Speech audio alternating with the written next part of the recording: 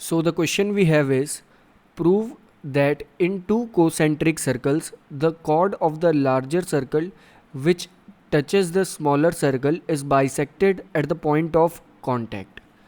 So question काफ़ी simple है. सबसे पहले हमें दो कोसेंट्रिक सर्कल्स फॉर्म करने होंगे. Like first circle we have is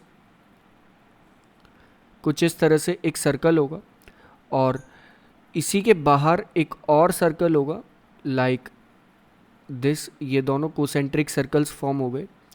तो हम मान लेते हैं कि एक सर्कल जो है वो C1 है, लाइक अंदर वाला सर्कल है C2 और बाहर वाला सर्कल है C1.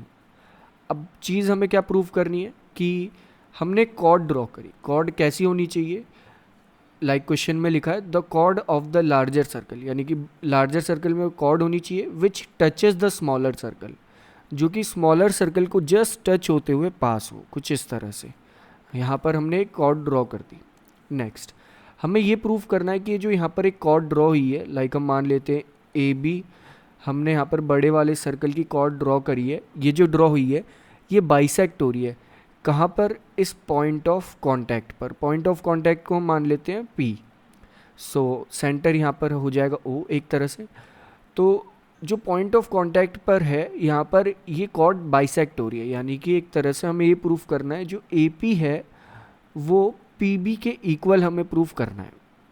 सो ये काफ़ी सिंपल है. लाइक स्टार्ट करते हैं. सबसे पहले हम एक लाइन ड्रॉ कर देंगे यहाँ से. O से P को ज्वाइन करेंगे. जब हम O से P को ज्वाइन करेंगे हम ये देखेंगे कि एक तरह से यहाँ पर जो AB है वो C2 सर्कल के लिए, यानी कि जो AB है C2 सर्कल के लिए वो एक तरह से टेंजेंट है.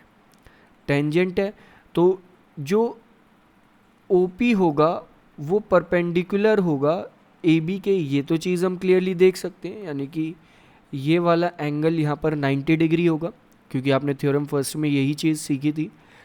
सो पहली चीज़ तो हमने देख लिया कि जो OP है वो परपेंडिकुलर होगा AB के, क्योंकि यहाँ पर एक टेंजेंट फॉर्म हो रही है. OP जहाँ पर एक रेडियस है उसमें छोटे वाले सर्कल की हेल्प से.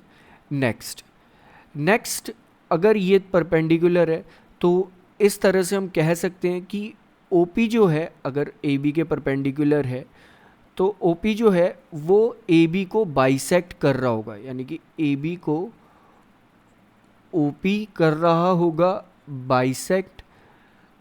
बाइसेक्ट कैसे कर रहा होगा? दो तरह हैं. लाइक AB अगर कोई एक साइड थी तो उसे यहाँ पर टोटल 180 डिग्री का एंगल था तो 90 दो हाफ एंगल्स में डिवाइड हो रहा है. तो इस तरह से भी आप कह सकते हैं. दूसरा आपने जो थ्योरम्स पढ़ी थी उसका भी यूज़ कर सकते हैं.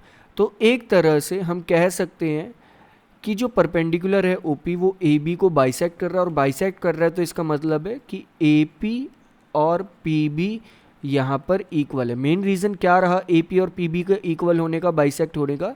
कि ये जो OP है दैट इज़ OP जो यहाँ पर है वो AB के परपेंडिकुलर है. वो AB के क्यों परपेंडिकुलर है? क्योंकि वो C2 जो सर्कल है उसकी टेंजेंट है यहाँ पर AB, और टेंजेंट यहाँ पर किसके थ्रू फॉर्म हो रही है? दैट इज़ C2 सर्कल के थ्रू.